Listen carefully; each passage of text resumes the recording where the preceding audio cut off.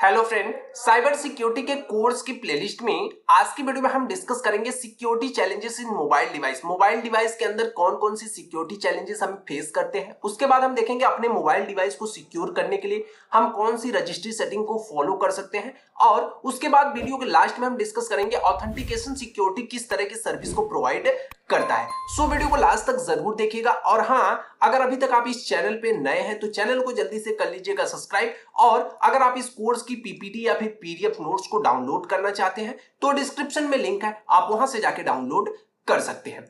तो अब हम बात करेंगे कि मोबाइल डिवाइस के अंदर कौन कौन सी सिक्योरिटी चैलेंजेस हम फेस करते हैं। सबसे पहले अगर हम बात करें इन केस अगर आपकी डिवाइस चोरी हो जाती है या फिर आप उसको खो देते हैं तो उस केस में आप क्या चैलेंजेस फेस करते हैं। तो सबसे पहले मोबाइल डिवाइस क्या होती है, एक तरह की स्मॉल और पोर्टेबल डिवाइस है जिसको हम एक प्लेस से दूसरे प्लेस पे आसानी से ले जा सकते हैं। तो मतलब जो भी अटैकर्स होगा हो सकता है आपकी डिवाइस को चुरा ले। तो वहां पे क्या होता है कि अगर आपकी डिवाइस को चुराता है तो आपकी डिवाइस के साथ साथ जो भी इंफॉर्मेशन, सेंसिटिव इंफॉर्मेशन है वो भी जाएगी। तो वो हो सकता है उस डिवाइस को एक्सेस करे या फिर आपके डेटा को एक्सेस कर सकता है। तो इस केस से हमें बचने के लिए क्या करना है, सबसे पहले स्ट्रॉन्ग पासवर्ड और बायोमेट्रिक्स का यूज करना। मतलब स्ट्रॉन्ग पासवर्ड ऐसा पासवर्ड का यूज करना है जिसको आसानी से गेस नहीं कर पाए, हमारे डिवाइस को ओपन न कर पाए। बायोमेट्रिक्स, फेस लॉक, ये सारी चीजें हमें लगा के रखना है। उसके बाद आता है रिमोट वाइप। रिमोट वाइप के अंदर क्या होता है, इन केस आपकी डिवाइस लॉस हो सकती है तो आप रिमोटली क्या करें, अपने डिवाइस के सारे डेटा को इरेज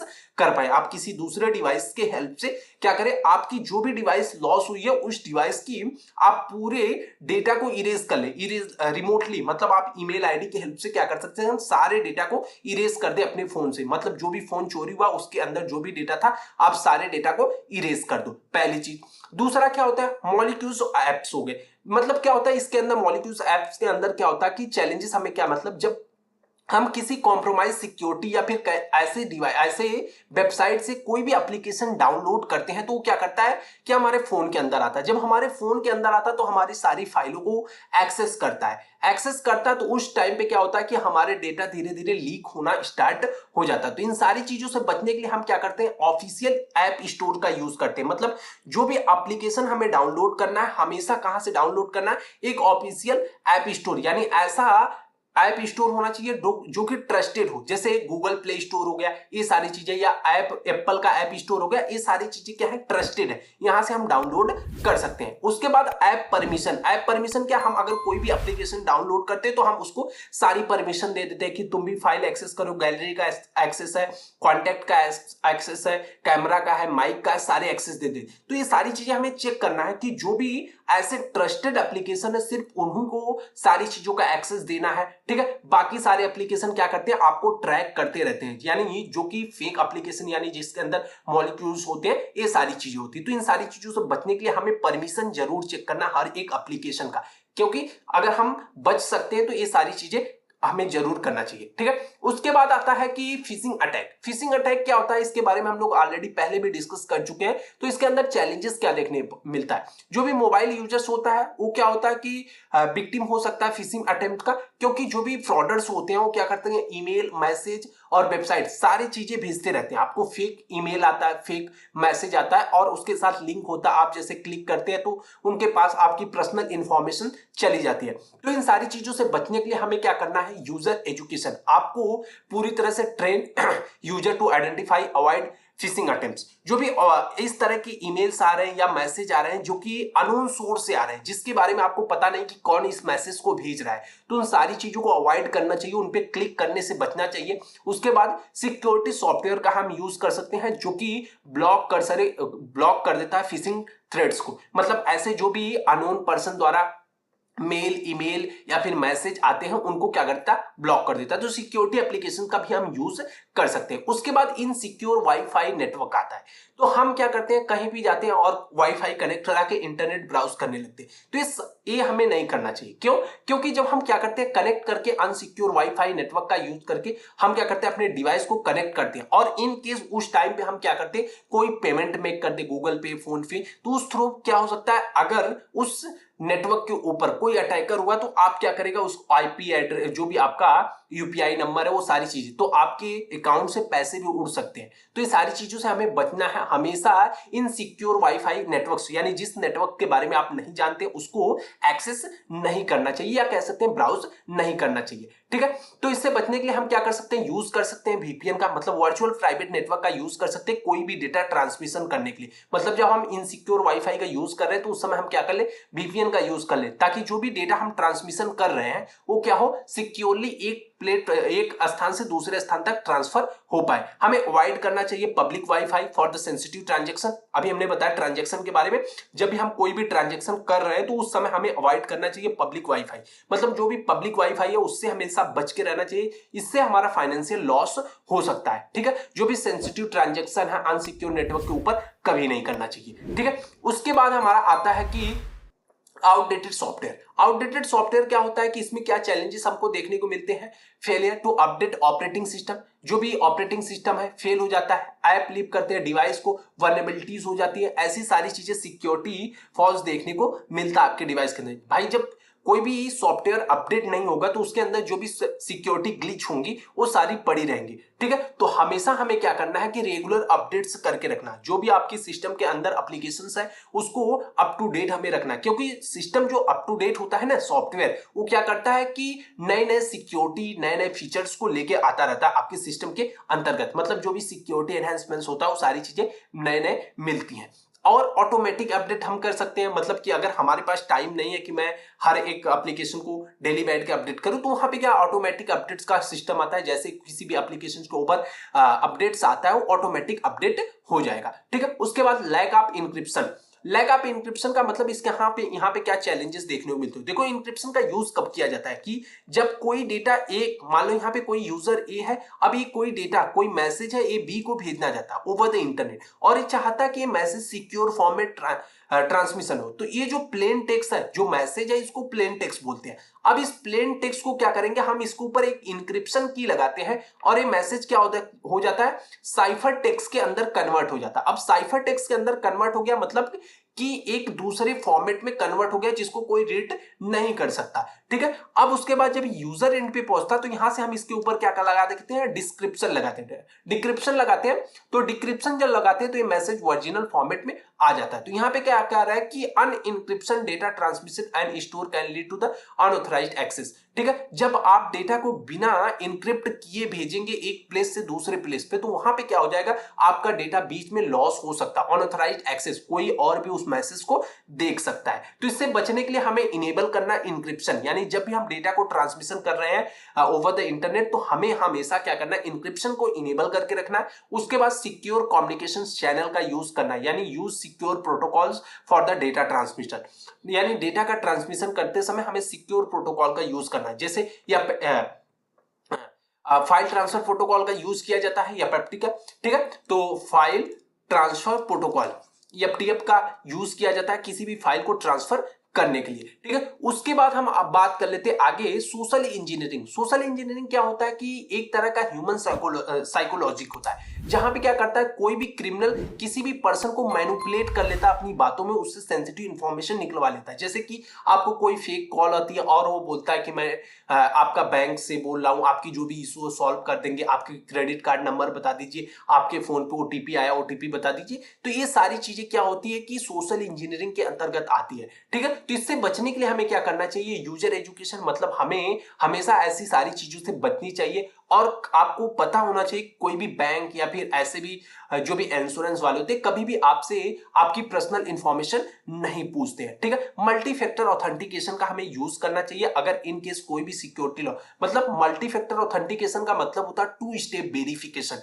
ठीक है, मतलब एक एडिशनल लेयर हमें मिल जाती है सिक्योरिटी के लिए। ठीक है, अब बात आती है इनसफिशिएंट यूजर अवेयरनेस। ठीक है, अब इनसफिशिएंट यूजर अवेयरनेस के अंदर चैलेंजेस क्या, अगर आपके पास पूरी अच्छी जानकारी नहीं है मोबाइल सिक्योरिटी के बारे में और बेस्ट प्रैक्टिस नहीं है, तो आप क्या कर सकते हैं, आपको हो सकते हैं कि कहीं शिकार हो जाए किसी का। ठीक है, आपके ऊपर अटैक हो सकता है। तो इन सारी चीजों से लिए बचने के लिए हमें ट्रेनिंग प्रोग्राम कंडक्ट करना चाहिए, यानी ज्वाइन करना चाहिए, जिसके अंदर हमें क्या मोबाइल सिक्योरिटी से अवेयरनेस के बारे में पता चलता है। उसके बाद कम्युनिकेशन हो सकता है, तो communication keep users inform about the emerging threads and जो भी बेस्ट प्रैक्टिसेस है, इन सारी चीजें करके हम क्या कर सकते हैं, अपने आप को सिक्योर कर सकते हैं ओवर द इंटरनेट। ठीक है, अब आगे बात आती है registry setting for the mobile device, कि एक मोबाइल डिवाइस को सिक्योर रखने के लिए हमें कौन सी रजिस्ट्री सेटिंग फॉलो करना चाहिए। देखो, मोबाइल डिवाइस की अगर हम बात करें तो दो तरह के ऑपरेटिंग सिस्टम होता है। पहला आईओएस होता है जो कि एप्पल द्वारा बनाया जाता है, और दूसरा क्या है, हमारा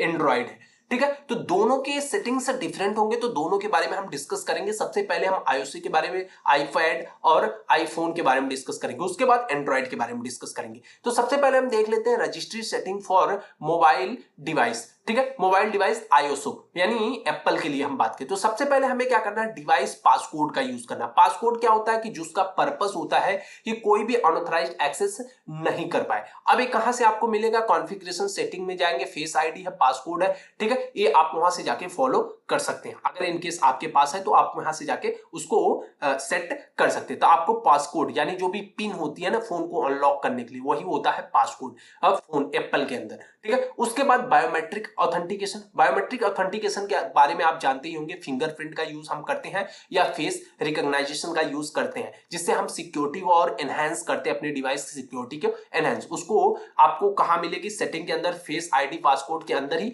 ये सारी चीजें मिल जाएंगी। उसके बाद तीसरी जो सेटिंग हमें इनेबल करके रखनी है, find my iPhone. In case आपका फोन कहीं लॉस हो जाता है या किसी के द्वारा चुरा लिया जाता है, तो उस केस में आप अपने फोन को ट्रैक कर सकते हैं, रिमोट वाइपिंग कर सकते हो। वाइपिंग का मतलब रिमोटली अपने फोन के डेटा को इरेज कर सकते हैं। यानी अब आपके फोन में कोई सेंसिटिव इंफॉर्मेशन है और आपका फोन चोरी हो गया, तो उस केस में क्या कर सकते हैं, आप अपने फोन के जो भी डेटा है इरेज कर सकते हो। मतलब कोई उस डेटा को रीड नहीं कर सकता, देख नहीं सकता, एक्सेस नहीं कर सकता। ठीक है, कॉन्फ़िगरेशन आपकी सेटिंग में मिल जाएगा, ये सारी चीजें। ठीक है, उसके बाद चौथी जो चीज होती है ऐप परमिशन। ऐप परमिशन बहुत इंपॉर्टेंट होता है, क्योंकि जितने भी एप्लीकेशंस होते हैं सबके पास कंट्रोल होता है कि वो आपकी कौन कौन सी फाइल्स को एक्सेस कर सकते हैं।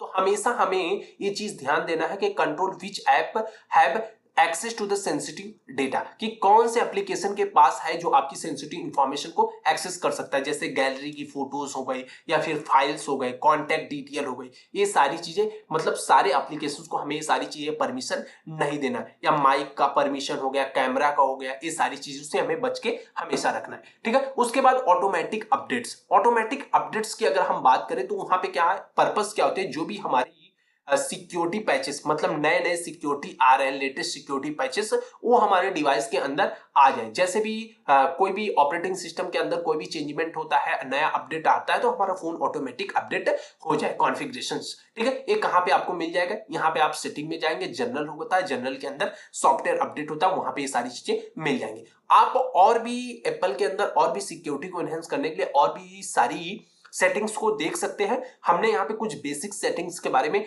डिस्कस किया है। ठीक है, अब हम बात करते हैं registry setting for mobile device Android के लिए। हम बात करते हैं एंड्रॉइड के लिए। सबसे पहले क्या होता है, हमें स्क्रीन लॉक। स्क्रीन लॉक जिसका पर्पज होता है कि इनिशियल लेयर ऑफ सिक्योरिटी होता है, मतलब अगर आपके फोन का कोई एक्सेस लेना चाहता है तो सबसे पहले स्क्रीन लॉक से होके गुजरेगा। ठीक है, तो स्क्रीन लॉक आपको मिलेगा कहां, सेटिंग के अंदर सिक्योरिटी होता है, सिक्योरिटी के अंदर स्क्रीन लॉक मिल जाएगा। उसके बाद बायोमेट्रिक ऑथेंटिकेशन देखने को मिल जाता है, जो क्या करता है, एनहेंस करता है device security with the fingerprint and face recognisation. ठीक है, तो बायोमेट्रिक्स हमें और फेस रिकॉग्नाइजेशन का भी यूज करना अपने फोन के अंदर। उसके बाद find my device. In case आपका फोन कहीं चोरी हो जाता तो उस समय क्या हमें अपने फोन को ट्रैक करने के लिए, अपने फोन की डेटा को इरेज करने के लिए हमें फाइंड माय डिवाइस के ऑप्शन को इनेबल करना चाहिए। ठीक है, उसके बाद हमारा आता है ऐप परमिशन। ऐप परमिशन में पर्पस क्या होता है, जो भी सेंसिटिव इंफॉर्मेशन है तो हम किन किन एप्लीकेशंस को ये सारी चीजें कंट्रोल दे रहे हैं। ठीक है, उसके बाद Google play protect. Google play protect का मतलब क्या होता है, स्कैन करना एप्स फॉर द मैलवेयर।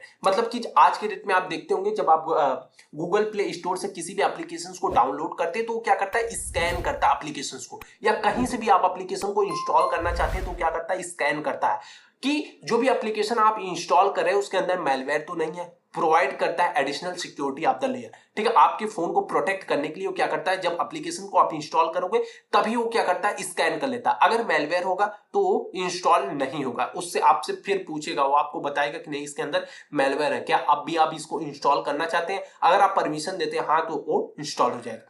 ठीक है, तो हमें नहीं करना है। ठीक है, अगर ऐसे कोई भी एप्लीकेशन होते हैं। ठीक है, ये आपकी सेटिंग कहाँ मिल जाएगी, जो कि काफी इंपॉर्टेंट सेटिंग है। सेटिंग के अंदर जाएंगे, गूगल होता है, गूगल के अंदर सिक्योरिटी होता है, सिक्योरिटी के अंदर प्ले प्रोटेक्ट आता है, वहां से आप इसको कर सकते हैं। ठीक है, उसके बाद ऑटोमेटिक अपडेट्स देखने को मिल जाते हैं। मतलब हमें जो भी सिक्योरिटी पैचेस लेटेस्ट चल रहा है वहां पे हमें क्या करना है कि ऑटोमेटिक अपडेट लगा के रखना। अगर कोई भी नया अपडेट्स आता है तो हमारा फोन ऑटोमेटिक अपडेट हो जाए, जो भी सॉफ्टवेयर है ऑटोमेटिक अपडेट्स हो जाना चाहिए। ठीक है, अब बात हम करते हैं ऑथेंटिकेशन सर्विस सिक्योरिटी के बारे में कि ऑथेंटिकेशन सर्विस सिक्योरिटी क्या होता है।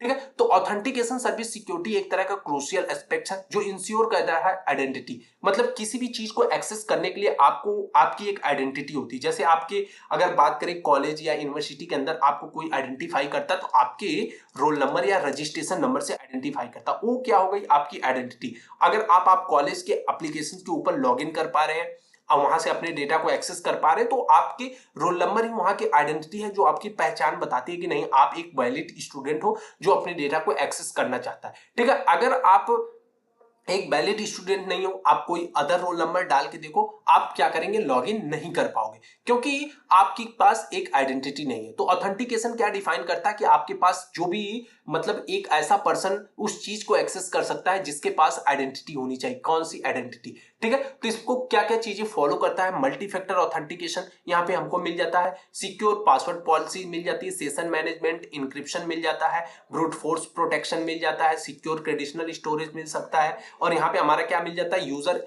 ऑथेंटिकेशन लॉग्स मिल जाता है, मॉनिटरिंग फॉर ऑटो एनोमेलीज मिल सकता है। उसके बाद क्या हो गया कि एपीआई सिक्योरिटी हो गया, रेगुलर सिक्योरिटी ऑडिट्स मिल गया। ठीक है, यूजर एजुकेशन, ये सारी चीजें हमें ओवरऑल सिक्योरिटी सर्विस के अंदर देखने को मिलती है जो ऑथेंटिकेशन सर्विस प्रोवाइड करता है। तो सबसे पहले अगर हम बात करें मल्टी फैक्टर ऑथेंटिकेशन, जिसको टू स्टेप वेरिफिकेशन के नाम से भी जानते हैं, इसका पर्पस क्या होता है कि ये क्या कर देता है, ऐड ऑन कर देता है एक एक्स्ट्रा लेयर ऑफ सिक्योरिटी जिसकी रिक्वायर्ड होती है यूजर्स की मल्टीपल फॉर्म और आइडेंटिफिकेशन के लिए, कि मतलब यूजर्स भाई तुम वेरीफाई करो कि तुम ही हो। ठीक है, अगर जैसे आप अगर ईमेल आईडी किसी अदर डिवाइस के अंदर लॉगिन करते हैं तो आपसे क्या बोलता है, ईमेल आईडी अपनी बताओ, भैया पासवर्ड बता दो। आप पासवर्ड बताते हैं तो फिर क्या करता है कि आपके फोन नंबर पे एक ओटीपी देता है।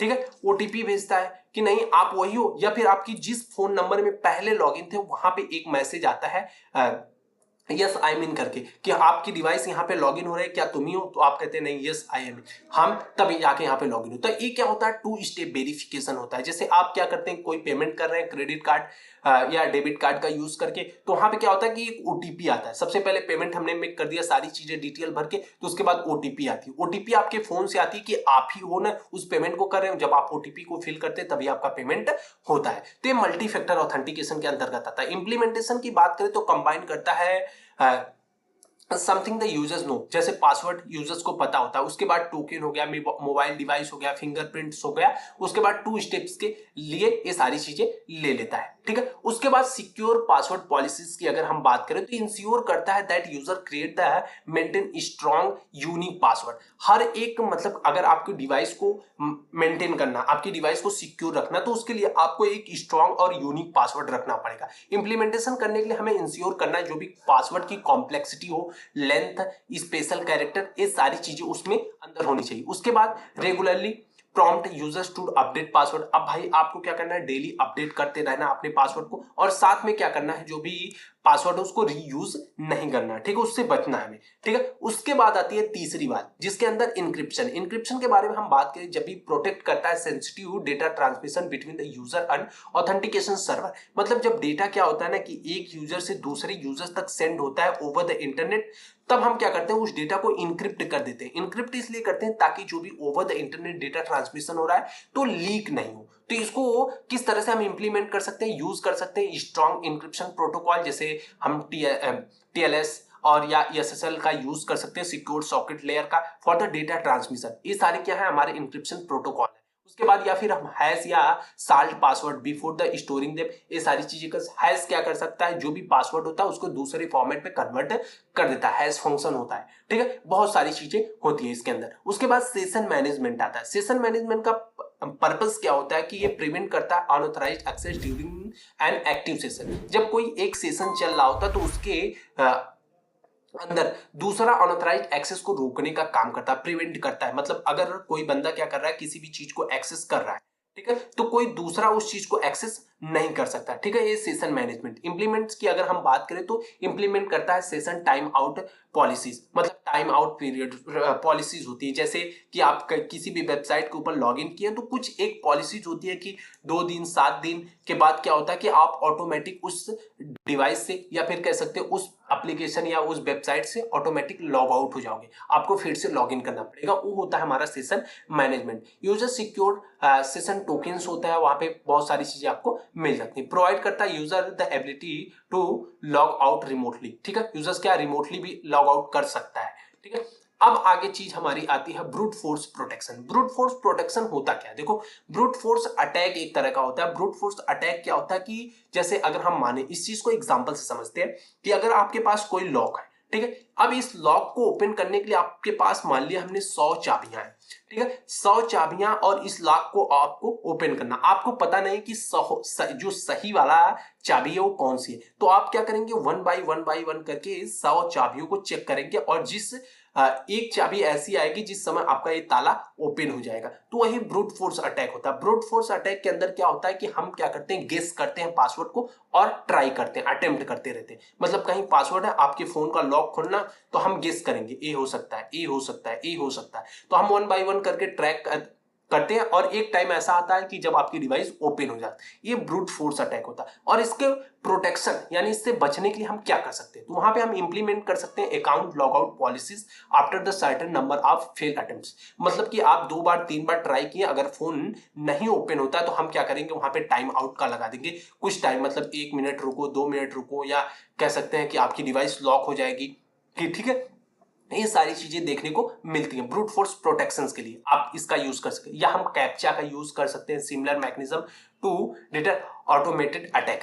ठीक है, अगर कोई ऑटोमेटिक ये सारी चीजें अटैक कर रहा है, मतलब अगर मान लिया हमने जैसे अटैक की वन बाई वन करके नंबर चेक होता है, तो वहां पे हम क्या कर सकते हैं, कैप्चा का यूज कर लेते हैं, जिससे कैप्चा आपको बार बार फेल करना पड़ सकता है, तो वो एक बोर्ड काम नहीं कर सकता। ठीक है, अब उसके बाद आता है सिक्योर क्रेडिशनल स्टोरेज के बारे में। तो ये इंश्योर करता है जो भी क्रेडिशनल आर स्टोर सिक्योरली, मतलब जो भी आपकी क्रेडिशनल डेटा है वो सिक्योरली स्टोर हो सके। तो इसके लिए हम क्या कर सकते हैं, हैश और साल्ट पासवर्ड का यूज करते हैं। सॉल्ट पासवर्ड क्या होता है, मतलब कि जिस तरह आप खाने में नमक लेते हो अपने स्वादानुसार, मतलब जितना आपको कम या ज्यादा चाहिए, उसी तरह से हम पासवर्ड के अंदर भी ये सारी चीजें यूज कर सकते हैं। ठीक है, तो स्ट्रॉन्ग क्रिप्टोग्राफी एल्गोरिथम का हम यूज कर सकते हैं। उसके बाद रेगुलर ऑडिट एंड अपडेट्स क्रेडिशन आपको मिल जाता है जो भी हमारा स्टोरेज मैकेनिज्म होता है उसके अंदर। ठीक है, अब बात हमारी आती है यूजर ऑथेंटिकेशन लॉग्स के बारे में। यूजर ऑथेंटिकेशन लॉग्स के बारे में बात करें तो इसका पर्पस क्या होता है, ये मॉनिटर्स करता है, लॉग करता है जो भी ऑथेंटिकेशन इवेंट्स होते हैं for analysing and the editing. मतलब कि आप कब लॉगिंग करते हैं, ये सारी चीजें, और कौन कौन सी इवेंट आप हैपन कर रहे हैं किसी भी वेबसाइट के ऊपर विजिट कर रहे हैं, मतलब राइट क्लिक किया, लेफ्ट क्लिक किया, क्या क्या वेबसाइट के ऊपर आपने किया, ये सारी चीजें क्या करता है, वो मॉनिटर करने का काम करता है। इंप्लीमेंट करने की अगर हम बात करें तो जो keep details log of the authentication attempt including the success और फेलियर इवेंट्स, कितने इवेंट्स आपके सक्सेसफुल रहे और कितने फेल हुए, ये सारी चीजें फाइंड आउट करते हैं। रेगुलर क्या करता है, रिव्यू करता है और एनालाइज करता है ऑथेंटिकेशन लॉग्स को। मतलब आप जब जब ऑथेंटिकेशन मतलब जब जब आप लॉग इन करते हैं तब तब आपका रिव्यू करता है, मतलब आपने क्या क्या किया उसके अंदर। ठीक है, उसके बाद मॉनिटरिंग हो जाता है। तो मॉनिटरिंग करने का मतलब क्या हो गया कि आपकी जो भी आप किसी भी चीज के ऊपर जब एंटर करते हैं तो वहां पे क्या होता है, डिटेक्ट करता है अनयूजुअल एंड सस्पिशियस बिहेवियर। अगर आप कोई ऐसी एक्टिविटीज परफॉर्म करते हैं जो कि सस्पिशियस है तो उसको क्या करता है, वो इंडिकेट करता है अनऑथराइज्ड एक्सेस के अंतर्गत। ठीक है, तो इससे बचने के लिए हमें क्या करना चाहिए, तो इन सारी चीजों से, मतलब कि अनऑथराइज्ड एक्सेस ना हो, सस्पिशियस बिहेवियर ना हो, तो इन सारी चीजों से बचने के लिए हम इंप्लीमेंट करते हैं real time monitoring for the user log in button. जब कोई यूजर लॉग इन करता है आपके सिस्टम के ऊपर तो हम उसकी क्या करते हैं, रियल टाइम मॉनिटर करते हैं क्या क्या सिस्टम के ऊपर कौन कौन से टास्क को परफॉर्म कर रहा है। उसके बाद सेटअप करते हैं alerts for the multiple fails log in attempts और अदर सस्पिशियस एक्टिविटीज, और भी जितनी भी सस्पिशियस एक्टिविटीज इन सारी, मतलब मल्टीपल फेल लॉगिन का मतलब क्या होता है कि अगर लॉगिन डिटेल उसके पास है तो एक बार में क्या करेगा, सिस्टम के अंदर लॉगिन कर ले जाए। अगर बार बार वो एक्टिविटीज, मतलब बार बार वो लॉगिन करना चाहता है सिस्टम में और लॉगिन नहीं कर पा रहा है, तो मतलब क्या है कि सिंपल सी बात है कि वो किसी पासवर्ड को ट्राई कर रहा है। ठीक है, तो ये सारी चीजों से बचने के लिए हम क्या करते हैं कि इंप्लीमेंट करते हैं मॉनिटरिंग एंड अनयूजुअल जो भी इंडिकेट करता हो अनऑथराइज्ड एक्सेस को, ठीक है। उसके बाद हमारा आता है एपीआई सिक्योरिटी। एपीआई सिक्योरिटी के अंदर क्या होता है, इंश्योर करते हैं authentication API are secure and not, ठीक है। तो हमारी जो भी एपीआई सिक्योर है कि नहीं है, ये सारी चीजें हम देखते हैं इसके अंदर। इंप्लीमेंटेशन की अगर हम बात करें तो यहाँ पे हम क्या करते हैं, यूज करते हैं सिक्योर एपीआई ऑथेंटिकेशन मेथड का। उसके बाद हम रेगुलरली टेस्ट करते हैं, अपडेट करते हैं एपीआई सिक्योरिटी मेजर्स को, ठीक है। उसके बाद आता है रेगुलर सिक्योरिटी ऑडिट्स के अंदर, जिसके अंदर क्या होता है, आइडेंटिफाई करता है वल्नरेबिलिटीज एंड इंश्योर करता है ongoing complaints with security best practice. मतलब कि आइडेंटिफाई करता है वल्नरेबिलिटीज, कहाँ कहाँ सिस्टम के अंदर कमियां हैं, जहां से कोई अनऑथराइज्ड एक्सेस ले सकता है। तो इन सारी चीजों से बचने के लिए हम कंडक्ट कराते हैं regular sensitive audits and penetration testing, ठीक है। हम क्या करते हैं, टेस्टिंग करते रहते हैं कि कहाँ कहाँ पे वल्नरेबिलिटीज है सिस्टम के अंदर, एड्रेस कर देते हैं, आइडेंटिफाई द वल्नरेबिलिटीज प्रॉम्प्ट, ठीक है। तो ये सारी चीजें हम यहाँ पे कर पाते हैं। उसके बाद हमारा आता है यूजर एजुकेशन। यूजर एजुकेशन का मतलब होता है empower user to make informed security, ठीक है। सिक्योरिटी के बारे में यूजर्स को जानकारी होना चाहिए, जो डिसीजन ले पाए, रिकॉग्नाइज कर पाए फिशिंग अटेम्प्ट्स को, ठीक है। तो इन सारी चीजों को बचने के लिए हमें क्या करना है कि सारी चीजों इंप्लीमेंट कैसे करें, इसका पर्पज जो यूजर एजुकेशन, इसको इंप्लीमेंट करने के लिए हम क्या करेंगे, प्रोवाइड करेंगे रेगुलर सिक्योरिटी अवेयरनेस ट्रेनिंग। मतलब हम सिक्योरिटी ट्रेनिंग प्रोवाइड करेंगे जिससे लोगों को सिक्योरिटी के बारे में ज्यादा से ज्यादा चीजें पता चल पाए। कम्युनिकेट करेंगे best practice for the protecting personal information. अपनी पर्सनल इंफॉर्मेशन को प्रोटेक्ट करने के लिए हम लोगों से बातचीत करेंगे और किस तरह से वो सिक्योरिटी को इंप्लीमेंट कर सकते हैं। तो आई होप कि ओवरऑल चीजें आपको अच्छी तरह से समझ में आई होंगी।